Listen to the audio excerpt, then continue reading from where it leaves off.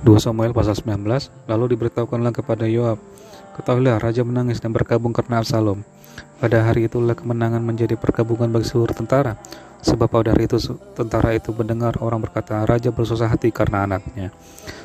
Sebab itu karena tentara itu masuk kota dengan diam-diam pada hari itu, seperti tentara yang kena malu kembali dengan diam-diam karena melarikan diri dari pertempuran.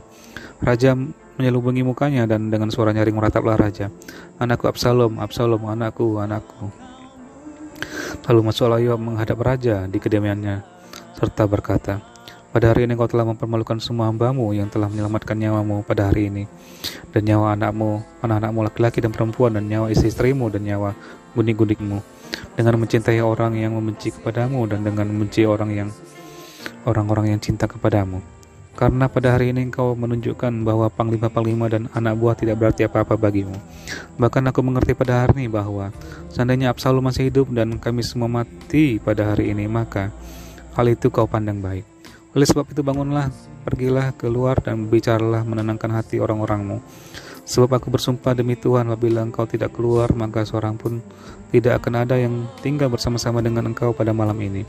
Dan hal ini berarti celaka bagimu melebihi segala celaka yang telah kau alami sejak kecilmu sampai sekarang. Lalu bangunlah raja dan duduk di pintu gerbang, maka diberitahukanlah kepada seluruh rakyat demikian, ketahuilah raja duduk di pintu gerbang. Kemudian datanglah seluruh rakyat itu menghadap raja. Adapun orang Israel sudah melarikan diri masing-masing ke kemahnya.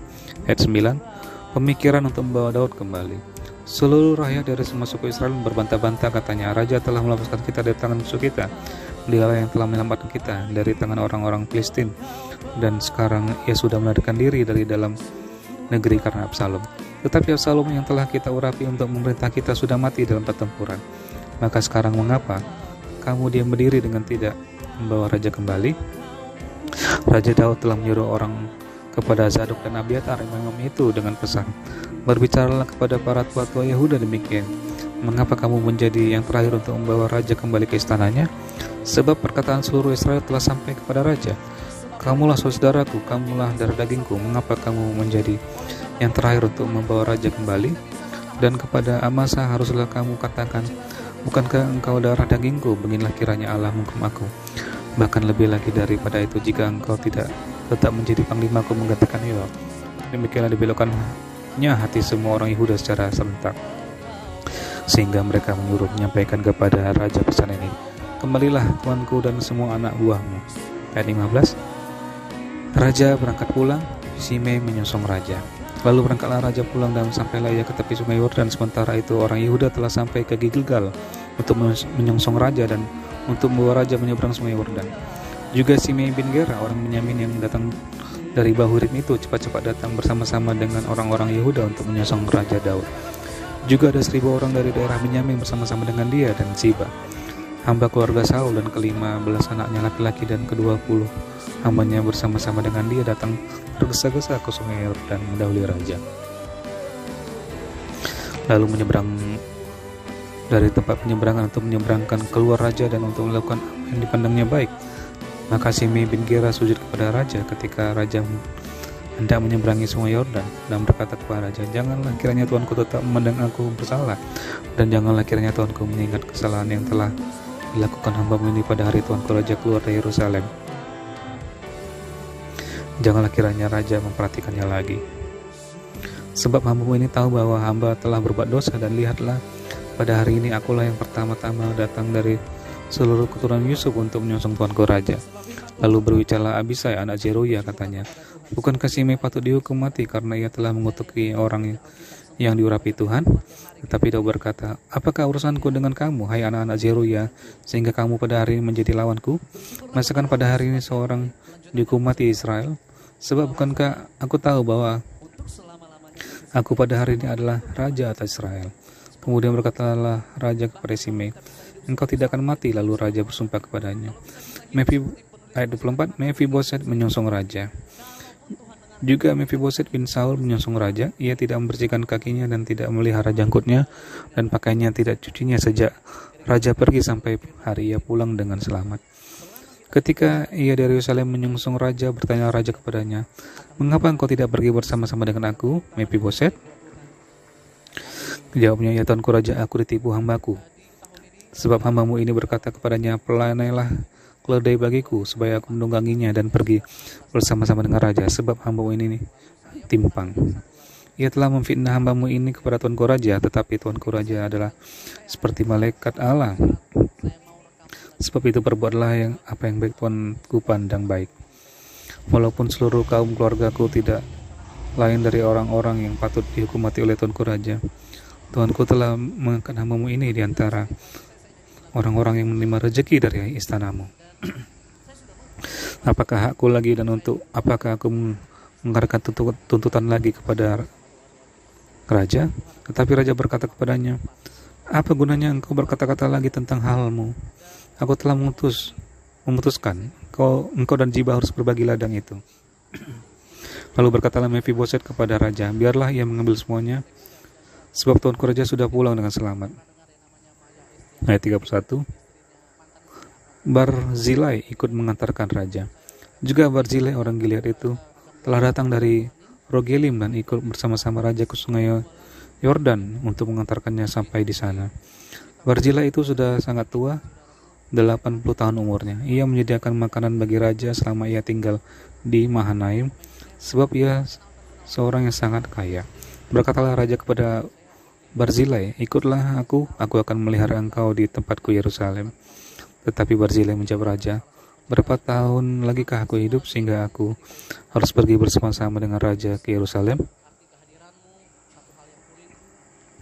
Sekarang ini aku telah berumur 80 tahun, masakan aku masih dapat membedakan antara yang baik dan yang tidak baik?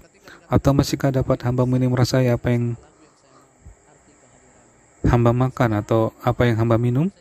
Atau masihkah dapatkah aku mendengarkan suara penyanyi laki-laki atau penyanyi perempuan? Apa gunanya hambamu ini lagi menjadi beban bagi tuanku raja? Sepotong jalan saja hambamu ini berjalan ke seberang sungai Yordan bersama-sama dengan raja. Mengapa raja memberikan ganjaran yang sedemikian kepadaku? Biarkanlah hambamu ini pulang sehingga aku dapat mati di kotaku sendiri dekat kubur ayahku dan ibuku. Tetapi inilah hambamu Kimham, ia boleh ikut dengan tuanku raja. Perbuatlah kepadanya apa yang tuanku pandang baik. Lalu berbicara raja, baiklah Kimham, ikut dengan aku akan berbuat kepadanya apa yang kau pandang baik, dan segala yang kau kehendaki padaku akan kulakukan untukmu. Kemudian seluruh rakyat menyeberangi sungai Yordan, juga raja menyeberang setelah berpamitan dengan Barzilai dengan ciuman. Lalu orang ini pun pulanglah ke tempat kediamannya. Ayat 40. Orang-orang Israel dan orang-orang Yehuda mempertengkarkan raja. Sesudah itu berjalan raja terus ke Gilgal, dan Kimham ikut dengan dia. Seluruh rakyat Yehuda bersama-sama setengah dari rakyat Israel telah mengantarkan raja. Tetapi seluruh orang Israel datang menghadap raja dan berkata kepada raja, mengapa saudara-saudara kami, orang-orang Yehuda itu menculik raja dan membawa dia menyeberangi sungai Yordan dengan keluarganya dan semua orang Daud yang menyertai dia? Lalu semua orang Yehuda menjawab orang-orang Israel itu, oleh karena raja kerabat kami, mengapa kamu menjadi marah karena hal ini? Apakah kami makan apa-apa atas biaya raja? Apakah kami mendapat keuntungan? Tetapi orang-orang Israel itu menjawab orang-orang Yehuda, kami 10 kali lebih berhak atas raja. Sebagai anak sulung kami melebihi kamu. Mengapa kamu memandang kami rendah? Bukankah kami yang pertama-tama harus membawa raja kami kembali? Tetapi perkataan orang-orang Yehuda itu lebih pedas daripada perkataan orang-orang Israel.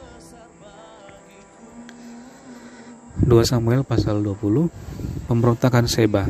Kebetulan ada di sana seorang bersila bernama Seba bin Bikri, orang Benyamin. Ia meniup sangkakala serta berkata, kita tidak memperoleh bagian daripada Daud, kita tidak memperoleh warisan dari anak Isai itu. Masing-masing ke kemahnya, hai orang-orang Israel. Lalu semua orang Israel itu meninggalkan Daud dan mengikuti Seba bin Bikri. Sedangkan orang-orang Yehuda tetap berpaut kepada raja mereka, mengikutinya dari sungai Yordan sampai Yerusalem. Sampailah Daud ke istananya di Yerusalem, lalu raja mengambil ke-10 gundik yang ditinggalkannya untuk menunggu istana. Kemudian dimasukkannya mereka ke dalam sebuah rumah di bawah penjagaan. Ia memelihara mereka, tetapi tidak menghampirinya. Mereka tetap terasing seperti janda sampai hari mati mereka.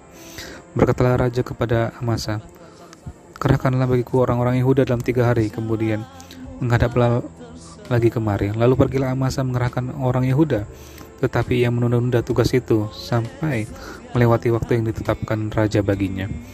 Lalu berkatalah Daud kepada Abisai, sekarang Seba bin Bikri lebih berbahaya bagi kita daripada Absalom. Jadi engkau bawalah orang-orang tuanmu ini dan kejarlah dia, supaya jangan dia mencapai kota yang berkubu, dan dengan demikian ia luput daripada kita.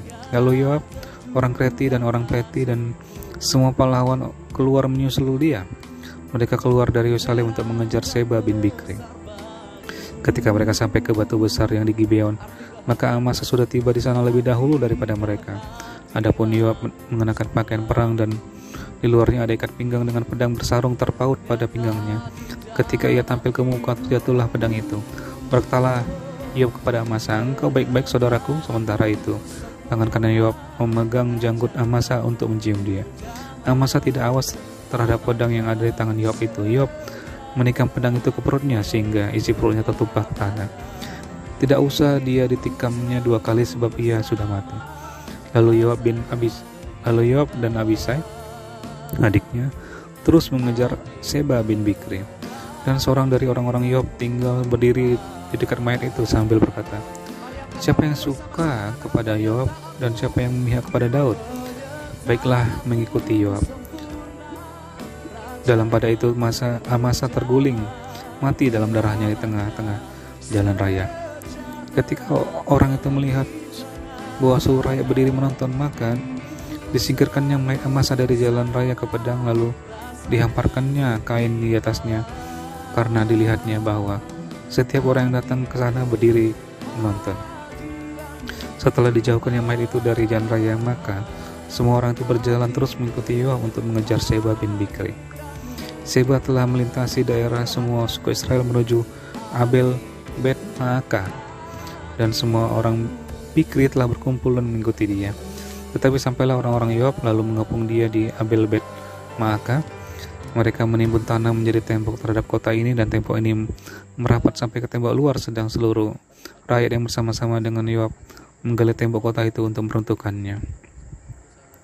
Lalu berserulah seorang perempuan bijaksana dari kota itu, dengar, katakanlah kepada Yoab, mendekatlah kemari supaya aku berbicara dengan engkau. Maka mendekatlah Yoab kepada perempuan itu. Bertanya perempuan itu, engkaukah Yoab? Jawabnya, benar. Lalu berkatalah perempuan itu kepadanya, dengarkanlah perkataan hambamu ini. Jawabnya, baik. Kemudian berkatalah perempuan itu, dahulu biasa orang berkata begini, baiklah orang minta petunjuk di Abel dan di Dan, apakah sudah dihapuskan apa yang telah ditetapkan oleh orang-orang yang setia di Israel? Tetapi engkau ini berikhtiar membinasakan suatu kota, apalagi suatu kota induk di Israel. Mengapa engkau hendak menelan habis milik pusaka Tuhan? Lalu Yoab menjawab, jauhlah daripada aku untuk menelan dan memusnahkannya. Bukanlah begitu halnya, tetapi seorang dari pegunung Efraim yang bernama Seba bin Bikri telah menggerakkan tangannya melawan Raja Daud. Serahkanlah dia seorang diri, maka aku akan undur dari kota ini. Lalu berkatalah perempuan itu kepada Yoab, baik, kepalanya akan dilemparkan kepadamu dari belakang tembok ini. Kemudian masuklah perempuan itu dan berbicara kepada seluruh rakyat dengan bijaksana. Sesudah itu mereka memenggal kepala Seba bin Bikri dan melemparkannya kepada Yoab. Yoab meniup sangkakala, lalu berserak-seraklah mereka meninggalkan kota itu masing-masing ke tempatnya. Maka pulanglah Yoab ke Yerusalem kepada raja. Ayat 23. Pegawai-pegawai Daud. Yoab menjadi kepala atas segenap tentara Israel, dan Benaya bin Yoyada menjadi kepala atas orang Kreti dan orang Pleti. Adoram menjadi kepala orang Rodi, dan Yosafat bin Ahilud menjadi bendahara negara. Sheya menjadi panitera negara. Zadok dan Abiatar menjadi imam. Juga Ira, orang Yair itu menjadi imam pada Daud.